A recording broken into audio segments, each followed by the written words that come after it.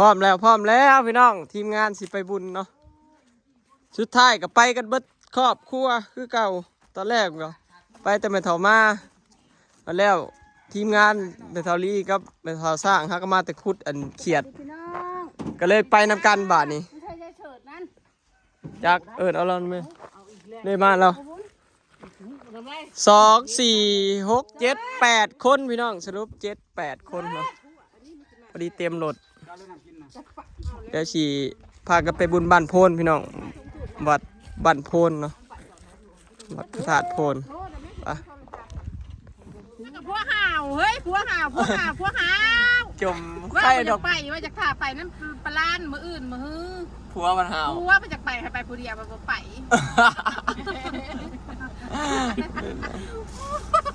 ข้างนอกนางก็3 4 คนไปแล้วข้างในก็3มีแต่คนหุ่นอวบนั่ง4ก็ได้เต็มยัดโคตรโพครับคนก็จะบ่มีบ่นั่ง2 5 6 7 8 9 คนพี่น้องเริ่มแล้วนั่นแหละยังว่าคุมให้ถาวนะมาเพื่อฮอดก็บ่ได้เที่ยงมาฮอดทางดำแล้วพี่น้องเนาะบ่ให้มาทางกันเมืองเฮานี่แหละเมืองสะครมาทางนี้ขึ้นมาทางปักซองเนาะแล้วก็มาแวะธาตุโพนอยู่นี่ป้าย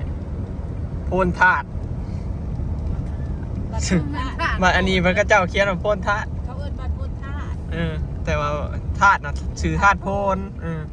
บ้านเขาน่ะบ้านโพนธาตุเนาะมาแวะเขาทางแดงนี่พี่น้องมันมีลายทางแวะอยู่เนาะแต่ว่าเฮามาแวะทางแดงมันไวมันตัดทางลัดเข้าไปทางมันก็ดีอยู่ทำประมาณ1 ชั่วโมงนี่แหละจังสิฮอดมาแต่บ้านเฮาไม่แท้กับบ่ไกลปานใดมันยากทางเฮาออกมาแต่บ้านเฮาแล้วพี่น้องทางดินแดงมันคุ้มหลายมันสายไฟผ่านมาแถวอันนี้ใหม่ตรงใหม่ตรงจอบมันสายไฟมัน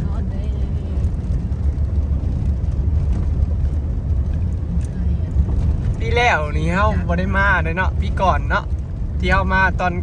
ช่วงหัวค่ำมันได้พี่น้องเก็บได้กันมาทางนี้บ่เฮามาทางนี้แล้วปีก่อนพุ่นปีแล้วเฮาบ่ได้มา4 โมงเนาะมาตอนนั้นแม่นเฮามาประมาณ4 โมง 5 โมงเหมาะประเทศลาว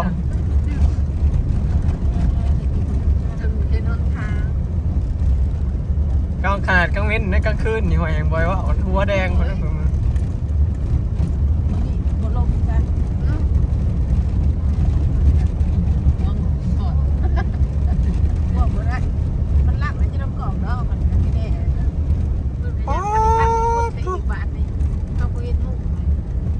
จนบ่เห็นยัง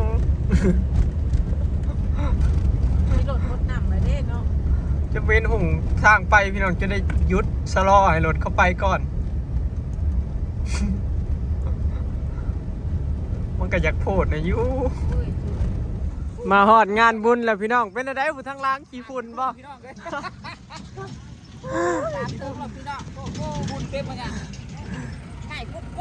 โพดโปเรื่องกี่ฝุ่นนี่ไม่ต้องห่วงพี่น้องฮอดงานแล้วบุญบ้านโพนเนาะวัดพระธาตุโพนพอดี1 ชั่วโมง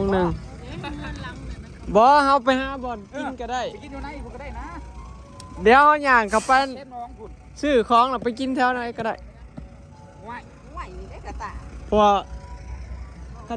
ข้าเจ้าให้ฝากรถพี่น้องมีบ่อนฝากรถเนาะนี่คันละ30,000 กีบประมาณเกือบ50 บาทนี่แหละ40 บาทเนาะประมาณนี้พี่น้องแล้วก็ค่าปีก็30,000 กีบเนาะพอดีค่าดอกมีเขาจะติดดอกไม้อีกก็พอดีประมาณเผื่อเขามอนงานกับค่านั่นค่านี่ก็ประมาณ100 บาทพี่น้องเนาะปกถือเอาน้ำเด้อ2 4 6 8 9 คนพี่น้องเนาะมากันเบิดครอบครัวเลยสลอยอยู่กับลูกเนาะมันแดดบุมีบอลอยู่เลยบริพาอลิสมานำอลิสใหญ่พวกเราพี่น้องพี่น่าอาจจะไงมาเนาะมีสิพาดุมาสงสัยสิได้เปลี่ยนขั้นใหม่แหละรถมันบ่พ่อกันนั่งซื้อรถตู้เอารถตู้ถ้าลูกไอ้มันแดดตู้เด้อบัดนี้ออกกันผู้ละ10,000 20,000เด้อเอา บ่มีเงินเขาเลยบ่มีเงินซื้อขายเข่าวเบิดหน้ากับขายหน้าเบิดถ่งกับบ่จุบรถดอกเพราะนี่มือนี่เป็นมือเขาเจ้าเปิดงานพี่น้องเขาเจ้าสิมีพรเนาะมีนักเรียนมีหยังเมืองพรเนาะมาร่วมกันหลายบ้านแต่เก่ากับสิมีเมืองนั่นเมืองนี่พี่น้องนักเรียนแต่ละเมืองเนาะมาพรมาเปิดงานเปิดพิธีเนาะเดี๋ยวสิไปหาซื้อกับเขาวกับน้ำกินแล้วจังสีเลาะยางเนาะพี่น้องทางพี่กับปะผัวมาเด้อพี่น้องลงมาฮอดว่าจมร้านเคยผ้าแดดผ้ามาแดดเพราะว่าดำหน้าตากแดดนะเด้สะเนาะมาฮอดงานแล้วจ้าแล้วก็สิพากันเข่าวัดพี่น้องวัดก็สิอยู่ทางในเนาะอันนี้ก็สิเป็นอาหารกินเข่าอะไรก็โซนนี่นะส่วนร้ายสิเป็นไอเครื่องเล่นเนาะเด็กของเด็กแล้วก็สิเป็นแบบวงดนตรีเขาเจ้ากับส่วนร้ายก็สิตั้งทั้งพุ่นแหละเนาะแล้วเขาจังสิย่างเลาะพี่น้องแล้วสิพาส้มในงานเนาะตอนนี้ก็หาแนวกินก่อน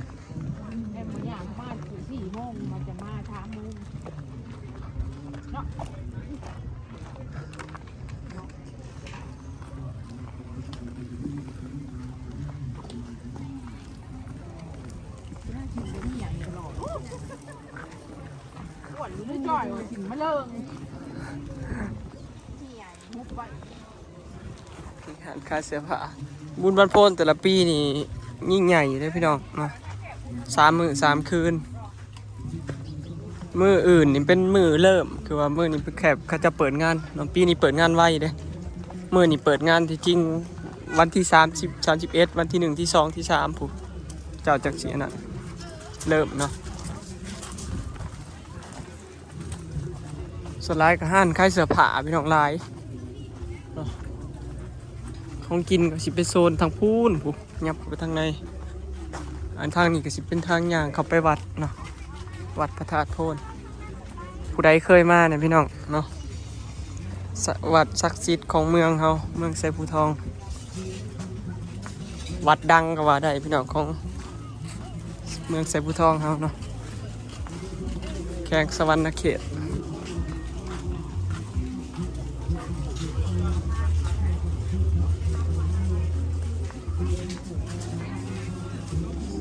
อันนี้ก็สิเป็นข้างวัดพี่น้องข้างวัดบ้านโพนเขาสิมาเขาทางข้าง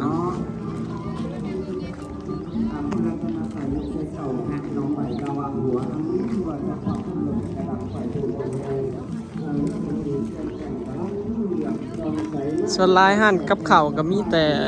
ข้าวปุ้นเนาะ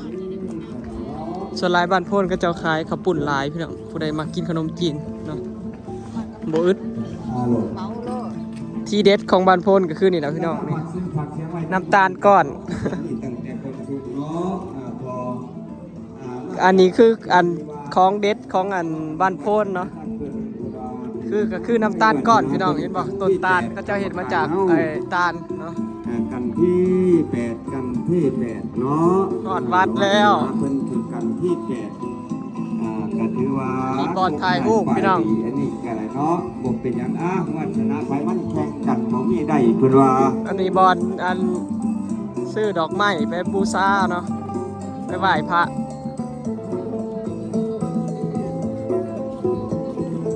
กันที่8นี่ถือบอนบันพญาเวทนี่คือวัดอันนี้คือพระธาตุโพนพี่น้อง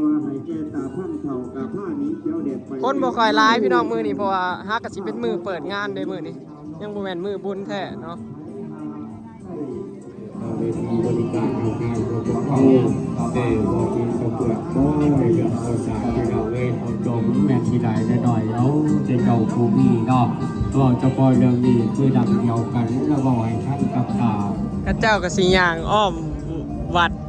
อ้อมธาตุ3 รอบพี่น้องจังมาขอพรอยู่นี่เนาะ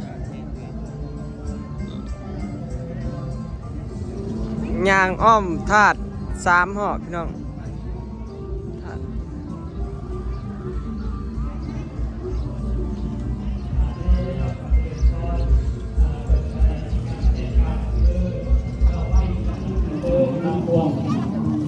ไหว้เขาไปไหว้พระแล้วก็สิพากันไปหาซื้อแนวกินพี่น้องหากินข้าวเนาะกินข้าวแล้วจังย่างรอบุญพี่น้องกินข้าวแล้ว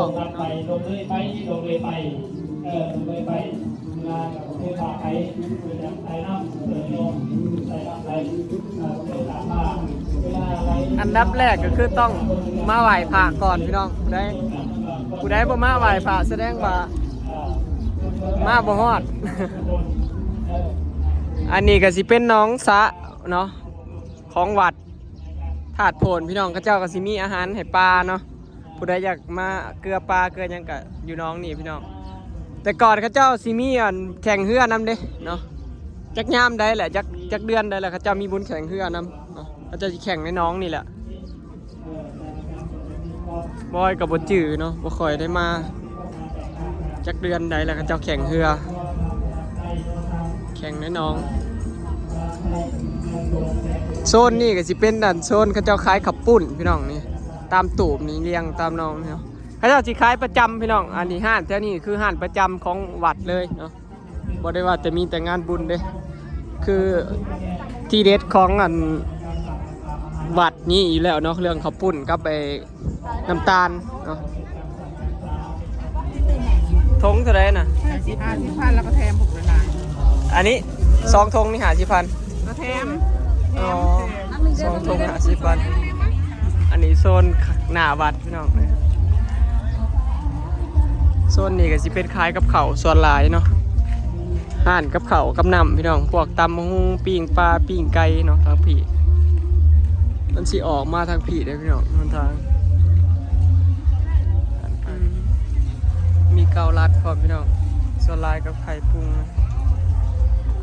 ย่ามนี่ก็ย่ามมะขามหวานหลายเนาะ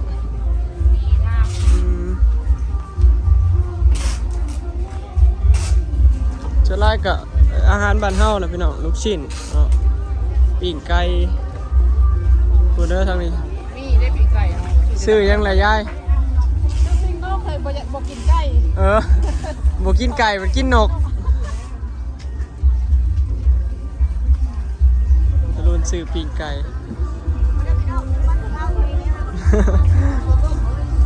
ตัวต้มอะไรล่ะแดงงามเลยเดี๋ยวจังมาใหม่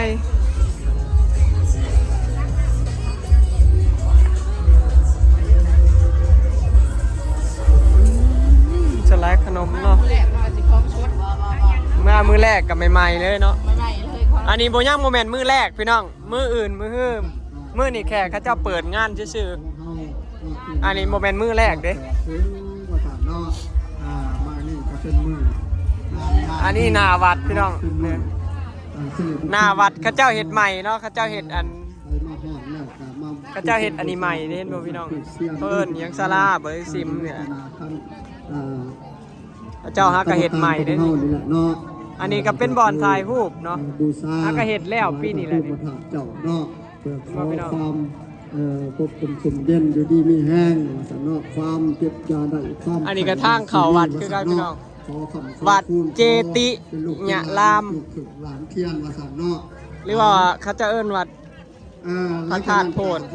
เชิญชวนเนาะผู้ใดอยากมีนำจิตนำใจใส่ศรัทธามาประกอบคนยังบ่หลายปานใดพี่น้องเนาะเพราะว่ามื้อนี้แค่เป็นมื้อเปิดพิธีหรือว่าเปิดงานบุญเนาะแต่ละปีนี่คนนี่รถจนติดพุ่นล่ะพี่น้องมาจนบ่ได้เนาะคันมื้อมันแท้ๆพี่น้อง3 วัน 3 คืนเนาะผู้ใดอยากมาก็มาเด้อพี่น้องวัดพระธาตุโพนเนาะเมืองไซภูทองแข้งสวรรณเขตเนาะเดี๋ยวสิพากันไปหาซื้อแนวกินพี่น้องเนาะซื้อกับข้าวแล้วก็สิไปนั่งกินข้าวแล้วจังสิ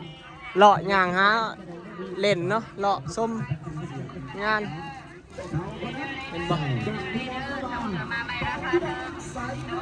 คล้ายๆคือกันกระบุญบ้านอันนะส่วนลายกับเขาเนาะ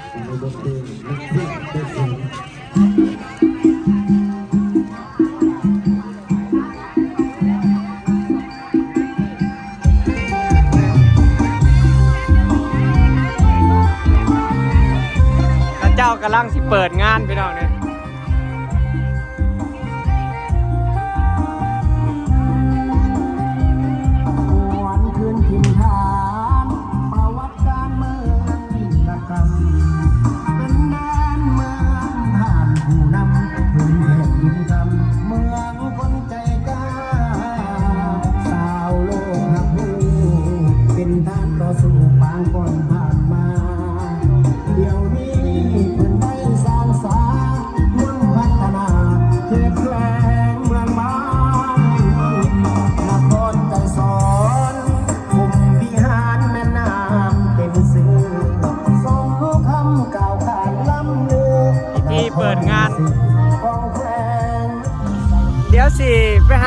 ซื้อกับข้าวก่อนพี่น้องเนาะเดี๋ยวคลิปนี้ก็สิขอเก็บภาพบรรยากาศไว้สำนี้เด้อพี่น้องเนาะฝากติดตามคลิปหน้าเด้อเนาะคลิปหน้าเด้อสิกินข้าวแล้วก็สิไปเลาะย่างเลาะให้มันทั่วเนาะเดี๋ยวกระเทินได้มาพี่น้องต้องเลาะให้ทั่วเนาะไปแล้วพี่น้องสบายดีพอกันคลิปหน้าเด้อ